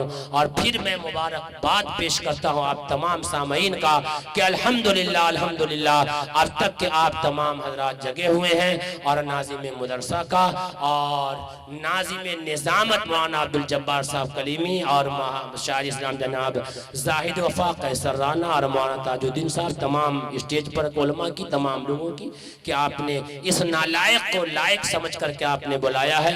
हमारी जब ज़रूरत पड़ेगी इंशाअल्लाह हम आपके साथ हैं, क्योंकि मेरी गाड़ी करीब है कि 4 बजे मुझे निकलना है। अल्लाह से दुआ है कि अल्लाह पाक हम सबको सही दीन समझने की, सीखने की, दावत को काम को करने की तौफीक अता फरमाए। व आखिर दावाना अनिल हम्दुलिल्लाहि रब्बिल आलमीन। माशाअल्लाह।